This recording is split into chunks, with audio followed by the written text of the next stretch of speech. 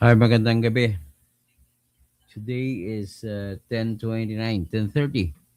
Magandang gabi kay Grace Line, ah, aking mga loyal. No, ang ating pong pag-usapan sa ngayon ay yung katotohanan na binasura muna ng Supreme Court ang hiling na trans tinatawag na temporary restraining order ni Bato de la Rosa. Sabi ko kanina, big win ito, malaki. Malaking chance na ito kasi ang klase po ng pagbasura ay pwede mong tawaging close fight. Kasi 9-5 ang boto. Tapos mang 1 ay abstain. Sumari magbabago. Pero anyway, let us now focus on the next logical step. Narinig ko rin si Attorney Torion kung anong gagawin niya. At ako po ay nag-suggest din sa kanya. I hope so na nabasa niya na rin yung aking suggestion. And nag-suggest din ako na mag ng TRO, ng motion for reconsideration.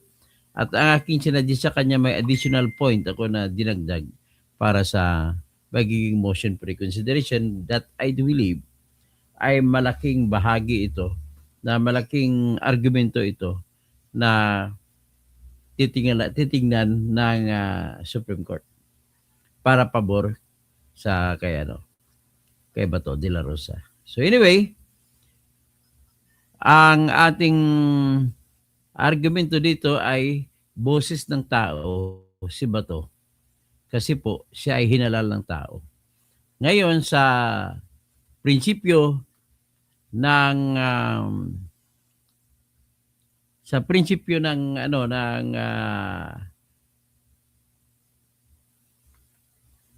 ng political law ay ang boses ng tao ay boses ng Diyos. So kailan ba nagkaroon ng boses ng tao? Kapag ang majority na boses ng tao ay nakikita mo. So paano natin nalalaman na mayroong majority na boses ng tao? Nalalaman natin sa tuwing election. At ang pinakahuling election noong 2025. At nakita naman natin na overwhelming ang boto ni number 3 ata siya, number 3 is kay Bam Aquino. So, number 1 si Bongo, number 3 si Bato. So, napakalaki ng boto niya, boses ng tao yun. So, kung boses ng tao, maobliga ang Supreme Court sa paggalang sa boses ng tao. Yan po. Iba ang sitwasyon kasi ni Bato eh. Ang sitwasyon ni Bato ay may mandato siya ng tao. Kung mayroon siya mandato ng tao, hindi siya kagaya ng ibang inaaresto na walang mandato ng tao. So, pero bago lahat natin pag-usapan yan, pa-music muna tayo. Yung ating usual na music.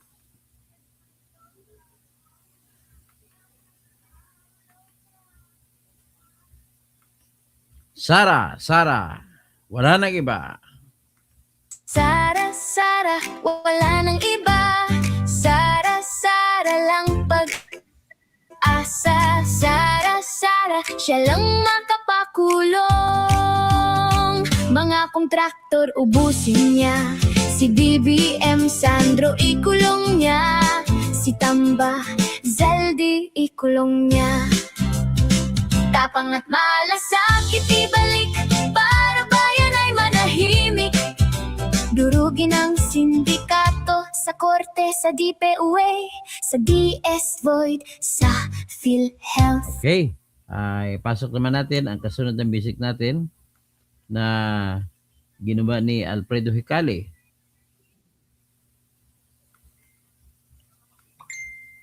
Yung kanta na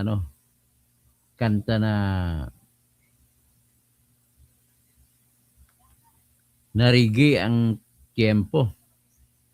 Ang takbuhan kahit maikli ang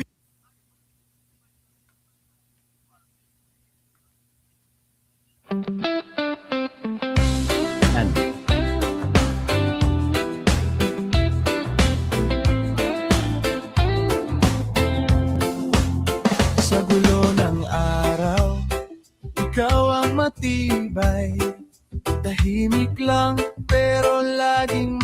saysay. Hindi ka nagyayabang pero alam ng Mary Ann lahat. Simbra Cruz.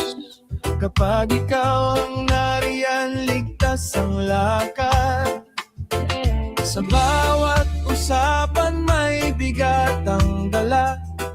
Sa bawat pasya mo may tapang at tawa. Kaya kapag napapagod, ikaw ang takbuhan.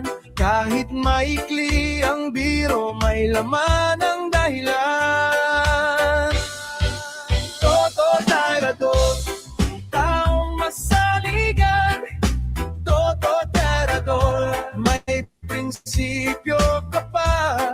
Ikaw ang idol ko sa katotohanan. Toto Tirador, hindi ka nagbabago. Toto Tirador, Toto Tirador. Kung may mali sa mundo,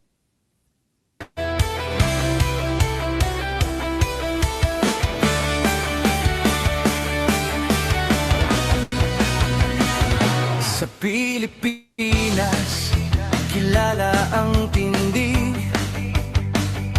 Hindi kayang bayaran nino man ang kanyang prinsipyo. Kapag may inaapi, siya ang nariyan. Kapag may bayaran, siya ang hadlang. Hindi siya tiklop sa pananakot ng iilan. Hindi siya alila ng sino mang mayaman. Kung ang kapangyarihan nila ay inaabuso, hinahawi niya yan mano-mano. Kapag ang taong bayan ang nasasakal, siya ang unang sumusugot, tumatagal. Hindi perang sukatan ng halaga, kundi kung sino ang lumalaban para sa masa. Toto kasing tirador, toto kasing tirador. Kakampi ng naaapi, kalaban ng sakim na mandarambong. Toto kasing tirador, toto kasing tirador. Hindi kayang bilhin ang puso niyang matibay.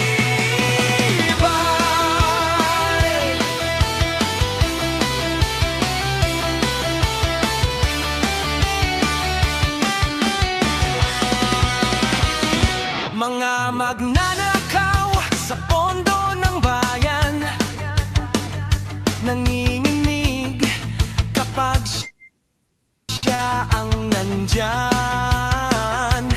Bawat piso, bawat sentimo, kailangang sagutin sa mata ng tao.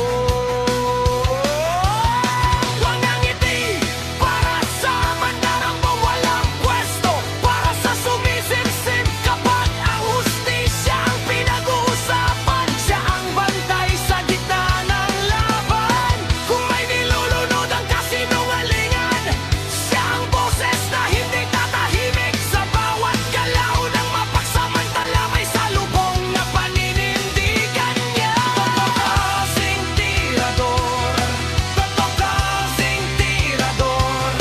Kakampi ng naaati, kalaban ng sakit na buwaya. Toto kasing tirador, toto kasing tirador.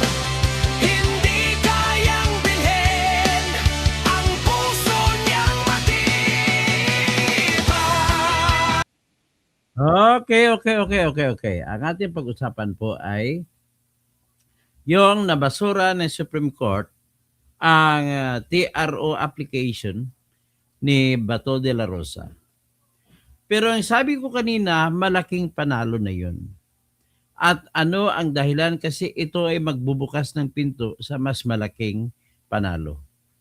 At sinisiguro ko sa inyo na maganda ang dating nito. Ngayon, narinig ko na si Attorney Torion, yung abogado ni Bato, na pagkatanggap nila sa Lunes ng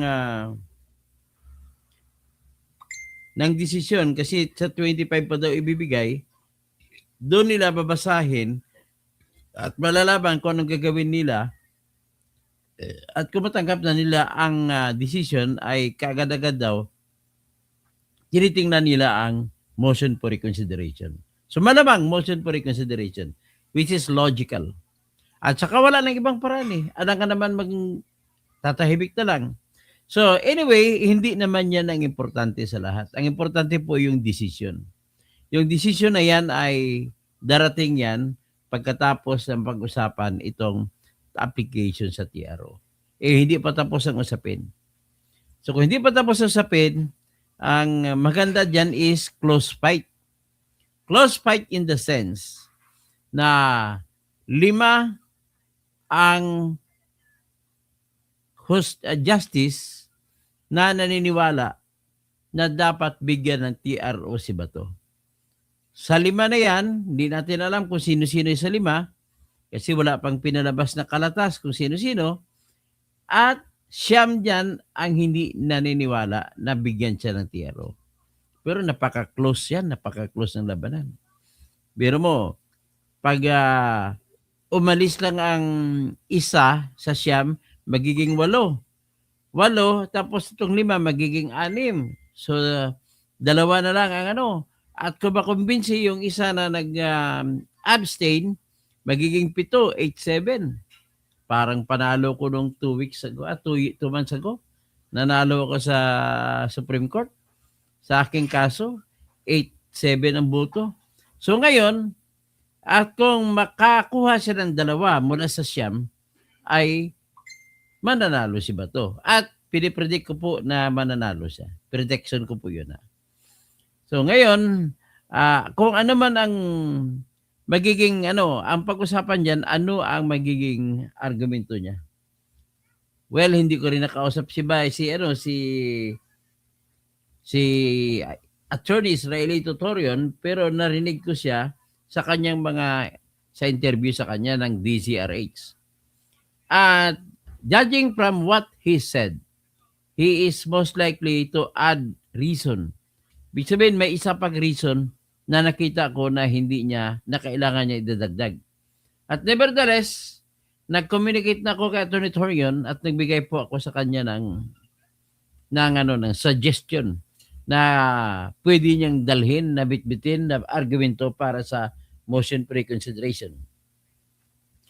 Pwede niya bitbitin ang rason na si Bato ay halal ng tao.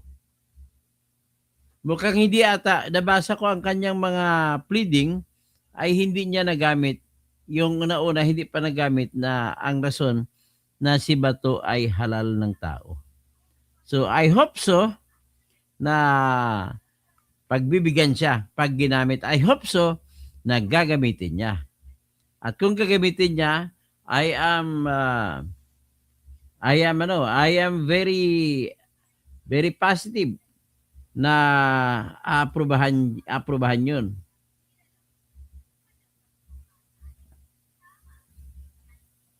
O kung aprubahan yun, malaking bagay yun. Let us talk about the voice of the people. Lagi po namin sa pinag-aralan sa College of Law, na lagi kami sumisigaw, the voice of the people is the voice of God. Iba yung kay Victor Wood, the voice of love will come to you. Anyway, ang importante po rito na argumento na I hope so that Attorney Israel Torion would adapt. Alam ko may nakikinig sa akin ngayon na kapag boses ng tao, dapat nirerespeto. Sa long history, ang haba po ng kasaysayan ng Supreme Court na nagbibigay pugay sa boses ng tao. So in case of doubt, kagaya nito, doubtful sila kung dapat bang iprotektahan si Bato o hindi. So, I tell you again na 5 ang boto na pumabor kay Bato at 9 ang hindi.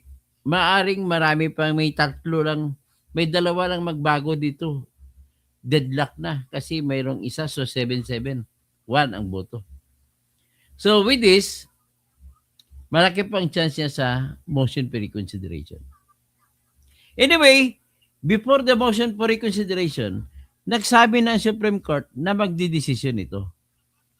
Inutusan niya ang gobyerno sa pamamagitan ng Solicitor General na magsampa ng kanilang comment sa 3 araw. At inutusan din si Bato na magsampa ng counter comment sa loob ng 3 araw din mula sa pagkatanggap ng comment ng Solicitor General. So ngayon, ito nagresulta sa pagboto ng 651. Ngayon, kung ano man ang ibig sabihin 651, isa lang pong ibig sabihin yan. Napakaganda ng laban ni Bato. Kung decision ang papuntahan ang pag-usapan, magtatanong ka, ano kaya ang magiging decision ng Supreme Court? Naku, maliwanag po. Papabor kay Bato ang decision. Nang ibig sabihin, ang aming argumento ni Attorney Jose Alan Mendez-Tebelen ay tama. Ano bang argumento natin, Attorney Tebelen? Ang argumento namin ay hindi hadlang hindi nagbibigay ng kapangyarihan sa executive yung tinatawag na Republic Act 9851 para ipagkanulo nila si Bato dun sa DNHEG. Yan na. Kasi bakit? Kung bakit ko nasabi yan?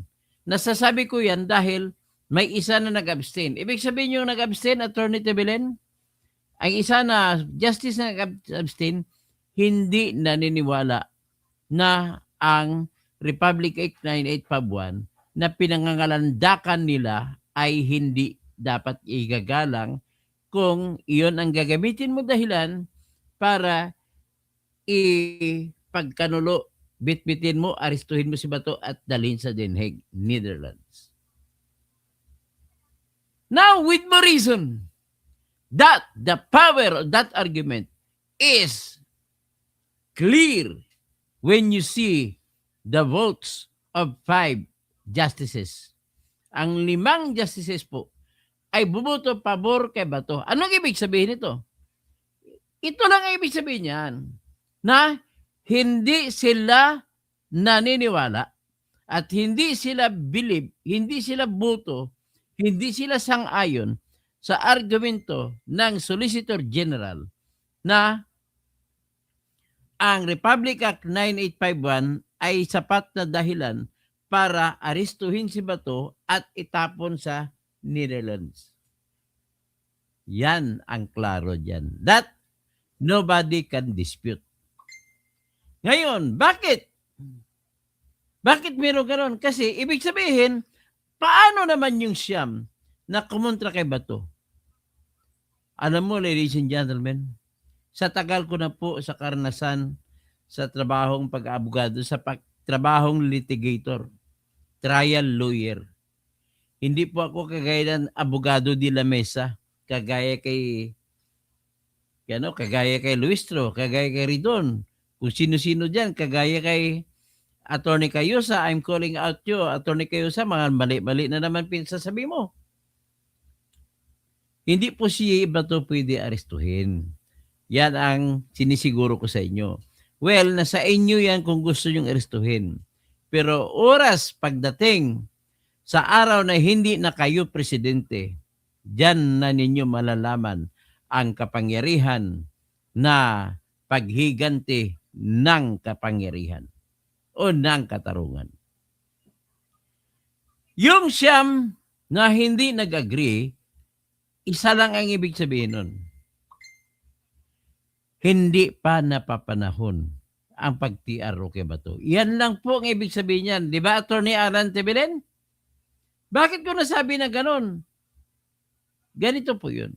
Kung ang 5 justice at yung isang nag-abstain na justice ay hindi pumabor sa pag-aresto kay Bato, ibig sabihin po, ang kanilang isip bawal na gagamitin ang Republic Act 9851 bilang rason na arestuhin mo si Bato na hindi dumadaan sa lokal na korte. So ngayon, lalayo pa ba?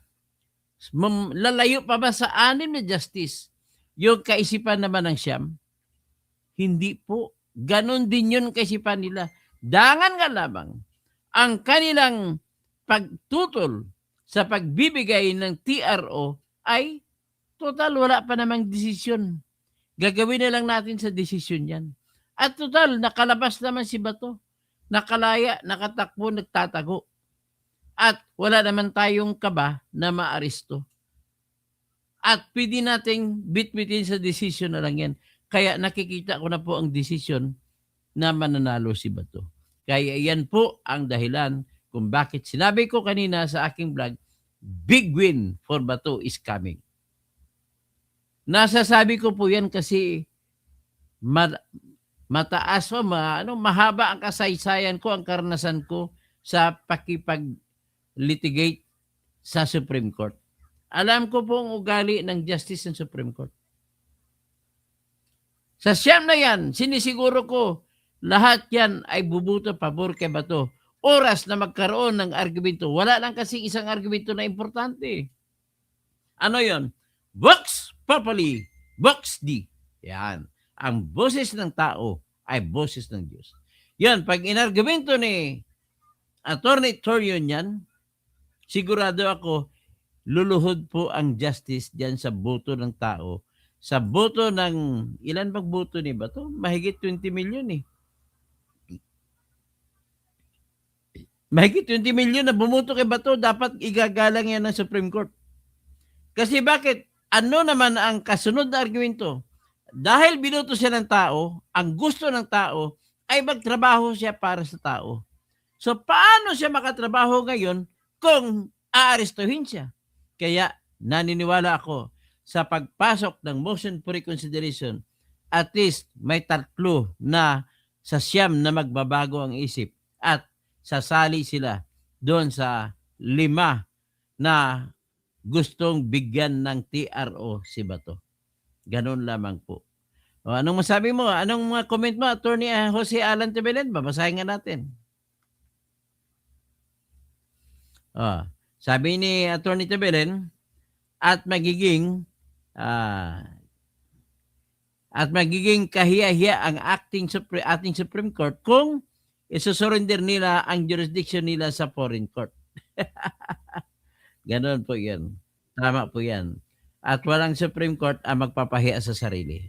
O ilagay ko ito sa ang kwan mo ha, para mabasa naman ng iba. Yan.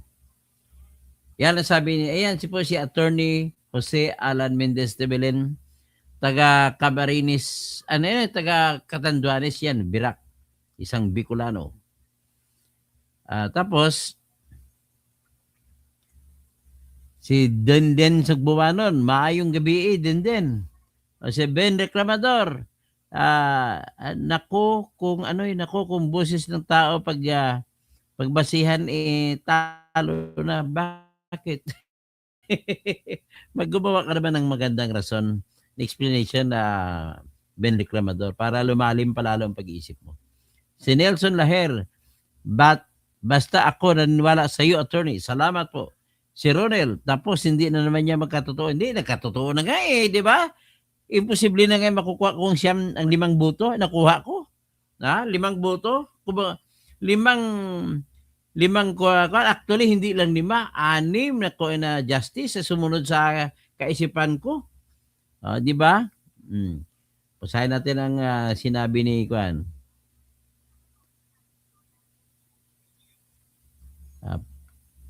Hindi pa yun final, Ronel. May motion for reconsideration pa po si Bato. Okay, tapos agree si Attorney De Belen sa akin. Ate De Belen. May sinabi pa siya dito. Yes, ka Dr. Toto. May 5 justices at isa abstain. 3 na lang kailangan. Kasi yun nag-abstain. Baka bumuto na rin sa main petition ng 4. Sigurado patalo na nakikita ko na po ang victory is along the way. Okay. Anyway, kung bakit po nasabi ko, Ronel, nakabase po yun sa aking karanasan bilang abogado na marami na pong panalo. Marami na rin ako na panalo sa Supreme Court po. So, siyempre alam nila, o na yung baga, Rabim, Romel Bengson, sa mga kabsat ko, lahat, sa mga kabalin ko, Maya Pabingi, o sa mga Bicolano, Maray na Banggi, Attorney Jose Alan Mendez de Belen. Kailangan natin birahin ito si Tulfo, so sinasabi na Attorney de Belen, there is still the main petition. Malapit na yon. Sabi niya kay Binasura, ang apila ni Torion, hindi po ganun. So, Ara Sausa, good evening po. Fidel Mercado, Petra Gatusang, good evening. Sino pa? Si Edgar Nacion, magandang gabi. So, yan po ang ating klarong-klaro dyan. At least hindi kayo naliligaw. Pwede natin sabihin, napakalaki ng chance na kung mag-file na ng motion for reconsideration si Bato. Okay, Romel Bengson, Doktor, Toto, salamat sa pagbibigay ng linaw sa isyo. Kaya yung mga mainstream media, tinitingnan na sa deny, hindi nila tinitingnan ang kwento sa likod ng pag-deny. Dapat tingnan nila. Si Jobs, good evening Katoto. Si Tulfo, yabang lang yan.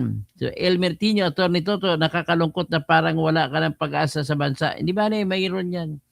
Na darating, sabi nga ni Aisa Sigira, PNP. Ano yung PNP? Sabi niya ay pagdating ng panahon.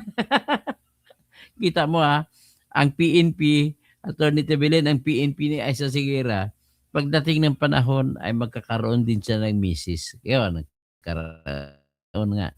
Kasi hindi natin pala alam, hindi pala siya babae. Lalaki pala siya. Okay. Ang ating isa pang ipakita natin yung salita ni sino to? Si Tulfo. Asa mo sinabi ni Tulfo dito?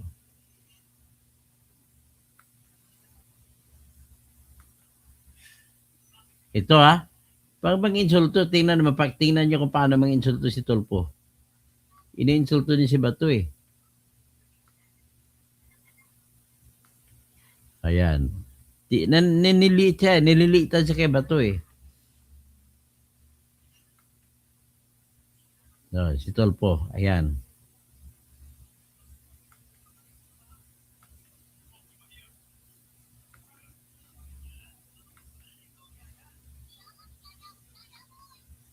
Yan. 951 ng Korte Suprema. Ano po masasabi nyo? Kasamahan nyo, maaaring arestuhin na dahil denied yung... Ulit. Sir Rafi, konting statement lang doon sa 951 ng Korte Suprema. Ano po masasabi nyo? Kasamahan nyo, maaaring arestuhin na dahil denied yung TRO na hinihiling niya. That is correct. Dahil dyan sa decision ng Supreme Court, it just simply means na binibigyan ng kapangyarihan ng executive branch para ipa-implement yung arrest warrant from the ICC para Babaw ko magsalita. Any thoughts? Your thoughts on this, sir? Well, good luck, Jason. Ayan. Thank you. Thank you, Yung Sen. good luck niya, parang may pang-insulto di ba? Okay, ito naman, pakinggan naman natin itong isang masyadong assuming na kuno expert. Attorney Domingo Cayusa, baguhin mo yun, pag-aralan mo, ang mga sinasabi mo, halata po kayo kasi na anti-Duterte, Domingo Cayusa. Masyado kang anti-Duterte. You are a lawyer, you should give what is the correct interpretation. Hindi ka pa sigurado sa sinasabi mo, nagbibigay ka na kagad ng opinion mo na yun, mali ka. Ito, pakinggan natin sa DCMM na masyadong bias ito, anti-Duterte ito. Pakinggan natin. Expert. Attorney Cayusa, magandang hapon po sa inyo. Welcome po sa ATM. Good afternoon, magandang hapon sa ating mga kababayan.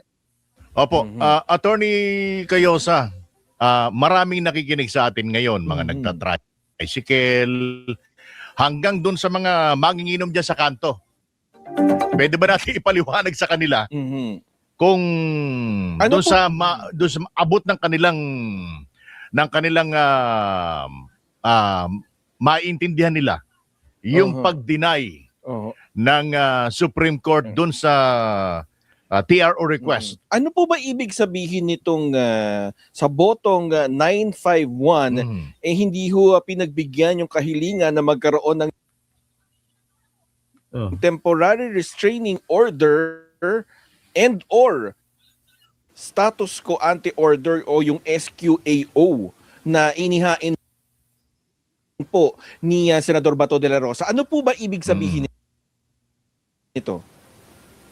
Ang ibig sabihin niyan ay hindi ahadlangan pansamantala ng Supreme Court ang executive branch na ipatupad yung ICC warrant of arrest. Okay. So, ibig sabihin po, pwede na siyang arestuhin ng NBI, pwede nang ipatupad habang wala yung TRO o itong SQAO. Tama po. Kahit nga hindi hinintay itong pinakabagong development, yung pag-deny ng request for a TRO, pwede naman nilang ipatupad at pinapatupad nga nila. Nagkaroon lang ng temporary stand-down daw para maiwasan ang kaguluhan. Pero ang isang pagsisilbi ng warrant of arrest ay isang official act, obligasyon ng gobyerno yan, hindi ho yan na optional.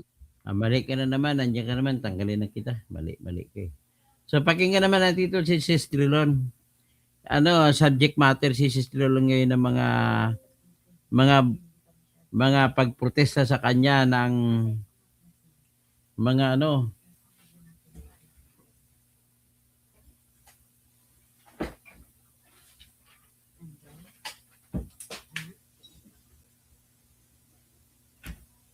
mga DDS galit kay Sis Trilon. Biro mo, binastos niya si attorney Torion. Biro mo, binastos siya ba, abogado, gusto mo ipapaserve mo yung doon, ipaserve mo yung warrant of arrest na Bato kay attorney Torion, abogado ni Bato si Torion. Si attorney Jimmy Bundok. Kaya mali po kayo mag-store kung mambastos kayo ng abogado at Sis Trilon. Besides, wala kang karapatan na questionin yung trabaho ni attorney Jimmy Bundok kasi abogado siya. Hindi mo siya pwede diktahan na isuko si Bato. Ang abogado po, hindi mo pwede madiktahan ganun. Kaya yung ginagawa mo po ay malaking kagaguhan po. Pasensya na po, Mr. Trilon, Ayan. I-play kita. Sabi nga ni Eloy Bugres hindi ba naisip noon na Sis Trilon na ikaw na kidnap din noon ng Abu Sayyaf at ikaw ni-rape din ng Abu Sayyaf? Yan. Bato de la Rosa. His allies said they do not know. For the Solicitor General, it does not matter where the former PNP chief is since he is acting like a fugitive anyway. Mobile journalist Amy Atienza with the report. Wanted for crimes against humanity. Ginagawa ng wanted na mga akbayan, hindi pa po wanted yan, hinahanap lang ninyo.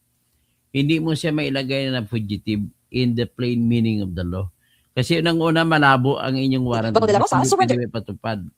To International Criminal Court, read one of these posters which an Akbayan youth plastered in different areas in Quezon City. The Progressive Group is calling this campaign a people's manhunt of the former Duterte PNP chief turned lawmaker in hopes of making him accountable to alleged victims of extrajudicial killings during a bloody drug war. While the Justice Department has said it time and again that there is no official manhunt for De La Rosa, the DOJ said it intends to run after Bato once he tries to fly out of the Philippines. There is already an ILBO or Immigration Lookout Bulletin order against De La Rosa, courtesy of the agency. But the DOJ has also said it will act accordingly on whatever whatever the Supreme Court's ruling will be. The senator, through his lawyers, has filed an urgent petition for a temporary restraining order on his arrest warrant from the International Criminal Court. Last week, the SC has given state officials 72 hours to comment on De La Rosa's plea, something that the Office of the Solicitor General has already done. In an 83-page document, the OSG asked the High Tribunal to junk De La Rosa's urgent manifestation for lack of merit. The Soldan also took note of Senator Bato's actions, which are, quote, consistent with those of a fugitive from justice. The OSG adds, quote, the mantle of parliamentary immunity was never meant to be a shield against public accountability. The office, headed by Attorney Darlene Berberabe, likewise argued that the Executive Department can implement the ICC arrest warrant by virtue of Republic Act number 9851. Under the said law, a suspect or accused can be surrendered to an international court or tribunal like the ICC if the case involves genocide, war crimes, and crimes against humanity. But where is the man of the hour after he walked away from the Senate's protective custody last week, doing so just hours after the upper chamber was thrown into chaos with gunfire? De La Rosa did not turn up in Monday's plenary session. Wala po. That is very sincere. Sana po maniwala ang inyong mga taga-sunod na hindi po talaga we did not know when he was coming in and we did not know that he was leaving. Tandaan po nyo na military strategy si Bato at sanay po siya na gumawa ng mga bagay na alinsunod sa kanyang mga personal lamang na strategy. For Bondoc, his client should not be called a fugitive. Hindi po pwede maging fugitive ang isang tao na wala namang batas na tinatakbuhan. Dahil wala namang batas, wala namang warrant, at wala namang local charge sa kanya. Another De La Rosa lawyer, Attorney Israelito Torion, also said he does not know where the senator is. Well, as of the moment, di ko talaga alam kasi nung confirmed na umalis siya at 2:30 in the morning, nakaalis ako earlier mga 1:30 or 1:45 in the morning, no? Hindi kami nakapag-usap na meron siyang plano na ganun. Parang I don't know what happened after I left. So, nung dumating nga ako mga 9 o'clock in the morning, I really had no idea na wala na pala siya dun sa Senado. May ugong-ugong na naman kasi na baka magkaroon ng change sa leadership in the Senate. Baka kakailanganin naman pong mag-appear ang inyo pong kliyente at bumoto na naman. Ano ho bang balita natin? Well, that's an option also that can be decided only by Senator Bato de la Rosa. Then there are rumors of sighting Senator Bato at Naiya on a yacht or being escorted out by fellow Duterte ally Senator Robin Padilla. Sir, were you spotted in the Naiya terminal with Senator Bato? Siguro naman po, walang sense naman yun. Bakit naman kami magpapakita sa airport pa? Nasa Davao siya? Ngayon? Naku, di ko alam. For Malacanang, Bato's next move is simple. Mas maganda po na bilang dating PNP chief at alam naman po niya na may valid warrant of arrest na inisyo ang ICC at katulad ng sinasabi dati ni Senator Robin Padilla, kung walang kasalanan, lumabas. So, dito makikita niyo po, kung sino ang may nakikita respeto nyo, sa isang institusyon. hanggang dyan lang ang mga optics, mga papugi nila. All these statements are nothing but political statements and they don't contain anything. They are already empty dreams sa kanila. Kundi ano lang nila, patutsada na lang. Let us see that pag kay Bato ang huling halakak nakikita ko dyan. Okay? Yung dalawang tulpo na yan, walang utang na loob yan sa mga DDS. Yung anak nga niya ang naglustay ng salapi. Oo nga, ang anak niya naglustay ng salapi sa ng 6.7 million sa ibang bansa. Grabe. Si Ben Reclamador. Kung naaresto si Bato, bukas tapos mag-MR si Bato at baguhin decision si Ipar, pag mag-MR Ben, I just want to teach you a lesson na kapag mag-MR, hindi po yan bagong bagong salansan yan at magbibigay ng bagong desisyon, okay? Hindi po pwede na mag-MR ka, idudugtong mo siya, babaguhin mo yung dating desisyon dahil nag-MR ka at yun pa rin desisyon na dati, yan pa yung papalabas mo, hindi po bagong decision. Okay? Tapos, ito lang gusto pakita yung tulpo na to. Sabi ni Sunny. Yung dalawang tulpo niya, walang utang na loob yan sa mga DDS. Yung anak niya naglustay ng salapi sa ibang bansa. Sa California yun, sa Omnia Bar. Uminom ng malaki-laking wine. Ako, parang turutot na wine. So, RGA, nabalik na ba nila tulpo yung sa PTV na bayad? Hindi pa naibalik hanggang ngayon. Good evening po, Helen Bagyo na Imbang Rabing. Tapos, ito sa huling sabi ni Atty. Alan Tibilen, ang dahilan kay dinanay dahil maikli lang ang binibigay na period to file comment na sa panic ng gobyerno, so there is no need for TRO. Kaya nga, umalis na, wala naman sa kamay ng hindi naman na-aresto, nagtatago naman, sabi na Supreme Court, anyway, safe naman siya sa kanyang taguan eh, huwag naman tayo mag-TRO. Ganun ang mo. Takot na takot sila pag manalo si Bato. At lalo pag manalo si Sara Duterte, patay. Nilabanan ni Bato ang mga komunista, samantala si Rapi Tulfo, anong nilabanan niya? Ang kanyang asawa at anak. Merlison Bing, Mayapa, Bing, Tirador, Toto. Tapos Sani, gago ang pakialam ng mga lasinggero sa apila ni Senator Bato. Jose Alan Mendez de Bel, abogado, talong-talo mo yan sa mga trial o litigation si Cayusa. Walang kwenta ni si Cayusa. Triggerman Bato fought for the country and the Constitution while Rapi Tulfo pinagkitaan ang mga Pilipinos pamagitan ng siyo niya, isumbong mga Tulfo. Jobs, ito naman kasi si Bato, mabait lang talaga yan, si Tulfo, sangkot. So, Jose Alan Mendez de Belen, yes, PNP. Okay? Hanggang dyan na muna tayo at maraming salamat po and let's hope for the best. And I really think that there is the best that will be coming for Bato. At please lang, paki-like po. At tayo po may siguro mag-uusap pa tayo uli. Mayroon pa tayong gagawin. Pero in the meantime, magagawin mo tayo ng trabaho. Paki-like, paki-subscribe, paki-follow po sa aking Facebook, paki-follow sa aking Twitter, paki-follow sa aking Instagram, paki-follow sa aking TikTok. At may isa pa akong channel sa TV sa YouTube, yung Toto Kausing na channel, Dr. Toto Kausing. Maraming salamat po. Paki-like din po 'yun. Yes, maraming salamat and